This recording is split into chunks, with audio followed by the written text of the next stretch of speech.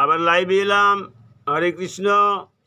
দেখুন, এ যুগের বাচ্চারা শুধু প্রাধান্য দেয় বিয়ের পরে শ্বশুর শাশুড়িকে, শালি শালা এদের প্রতি, বাবা মার প্রতি নজর দেয় না, বা বাবা মার আত্মীয় স্বজনদের প্রতিও নজর দেয় না।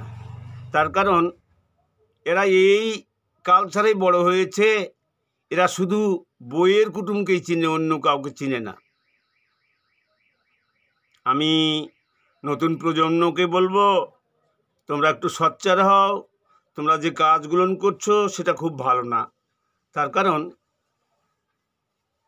তোমার বাবা মার সাক্ষাতে তুমি প্রণাম করছো, তোমার শ্বশুর শাশুড়িকে আদর করছো, বিবিধ প্রকার ভালো মন্দ নিয়ে এসে খাওয়াচ্ছ, তাদেরকে বস্ত্র দিচ্ছ, অন্ন দিচ্ছ, বিভিন্ন রকমের নতুন নতুন খাবার দিচ্ছ।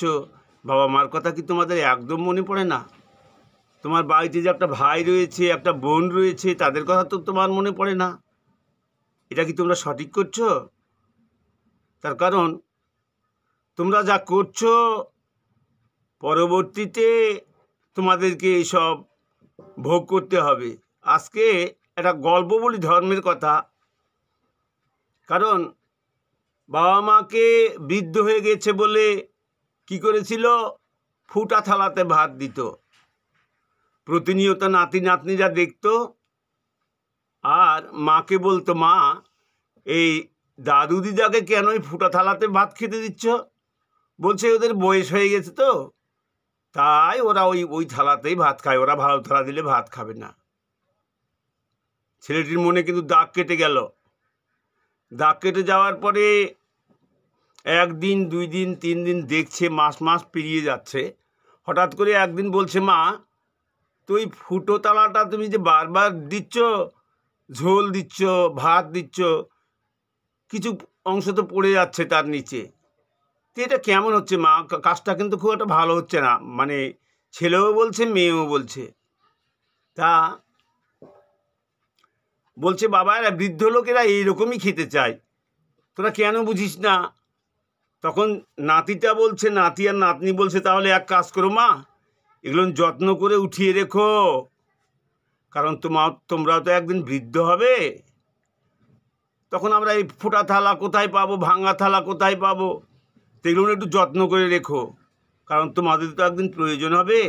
বৌমা কী করলেন, সঙ্গে সঙ্গে বুঝতে পেরে সেই ভাঙা থালাগুলো ফেলে দিয়ে নতুন থালা নিয়ে এসে সেই বাবা মাকে, শ্বশুর শাশুড়িকে ভালো করে খেতে দিলেন। এইবারে সেই নাতি নাতনি বুঝতে পাচ্ছেন সত্যি এবারে মায়ের এই কথাটা ব্রেনে এসেছে। তার কারণ ওই যে আমি বলেছি বা তুমি বলেছ যে ভবিষ্যতে তোমাদেরও কাজে লাগবে। দেখো এখন দিদা দাদুকে কেমন যত্ন করে খাওয়াচ্ছে। হরে কৃষ্ণ। এইরকম প্রতিটা গৃহে গৃহেই যেন সন্তান হয়, বাবা মাকে যেন সৎ জ্ঞান দেয়।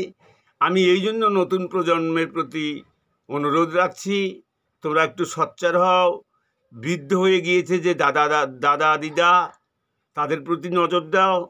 তাদের কিন্তু দেখছে না। তোমার বাবা মা যা করছে তাতে পরবর্তী প্রজন্ম কিন্তু তোমাদেরকেও এরকম দেখবে, তোমরা যদি প্রতিবাদ না করো। সবার প্রতি আমি অনুরোধ রাখিয়ে আমার অনুষ্ঠান এখানে শেষ করছি।